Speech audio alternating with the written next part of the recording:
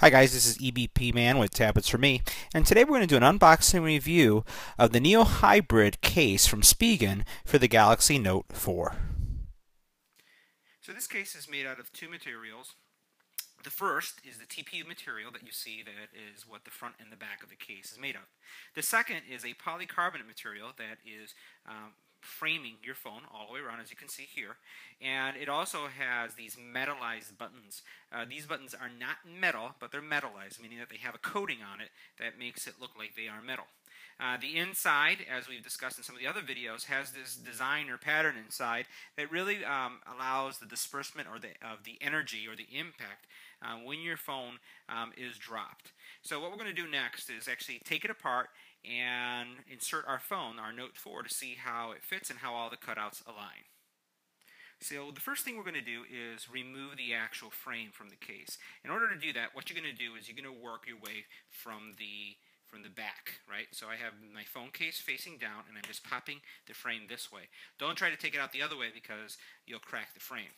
The second thing is we're going to put our phone inside of the case. Now, this case is a TPU case, so it's going to be really easy to insert. All you do is you insert it the way I just did there, and then just press in all the corners. So now that's in place, and now what we're going to do is get the frame on our case. So what you don't want to do is you don't want to try to place the frame from the face up. Now, because of the design of this frame, it's kind of hard to, because it has this bottom corner here. But there are other manufacturers out there that have frames like this, and pretty much the general rule is always start from the back. And so what I'm going to do is I'm going to start on the bottom. As you see here, I'm aligning this portion first, and I'm just going to then up here just try to do it at the same time. You don't want to do one side first and the other side second. You want to do them both at the same time equally, and just push it down. If you do it that way, you're not going to bust the frame. The frame will not snap on you. So now that I've done that, now you can see my Note 4 has the TPU case and the frame aligned. Let's look at the cutouts. So the first thing we'll highlight is the fact that this case is a minimalistic case that provides very little protection to your screen. You notice that there's not a lot of depth on the actual screen itself. From you look at the case itself. So here we have our case, and typically you like a deeper lip. This one doesn't really have a deep lip. So I have a glass screen protector on my phone, so I think it's going to be important that you have something protecting your screen, because definitely the case is not going to give you that optimal protection when you have your actual phone laying face down.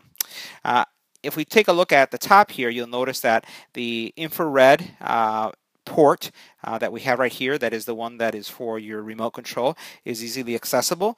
There's no problems with seeing that at all. And then over here you have a very generous opening for your headphones and also your pinhole mic. There is some depth there, so I would consider that you take a really good look at your head jacks or your headphone jacks to make sure that the diameter that we have here is sufficient to support your headphone jack inserting in there, and you have the right depth, because that could be something that's concerning to you. You'll notice that we have our power button there. We have the Spigen logo and brand for this specific case on the bottom. I have a very generous opening here for my micro USB charger and both of my pinhole mics that I have on the bottom. And remember that the Note 4 has several pinhole mics to support some of the voice conferencing recording capabilities and interview capabilities, so you have more mics than you typically have on other phones. And you'll notice that that pinhole, or actually the micro USB charging area, is pretty wide, so you're not going to have a problem with some of those wider micro USB cables that you may have, especially if you have one of those lighted ones or something special that just takes up a little bit more room. You have a very generous cutout here for your stylus, so there's no problem with the stylus. On the back, you can see that you have your speaker grill. There's accessible, and there's some decent depth there. If you take a look at it right there, you don't really have to worry about having any problems with laying this phone face down because of the speaker. And if we look at here where we have the camera, now this is probably another area that I'm a little concerned about, because once again, if we get really close right there, you'll notice there's not a lot of depth there. There's good depth for the fingerprint scanner and flash to be able to determine your heart rate. But over here, you'll notice that there's not a lot of space. So again, minimalistic case. Still giving you some good protection, but doesn't have a lot of thickness to it like some of the other cases that we looked at.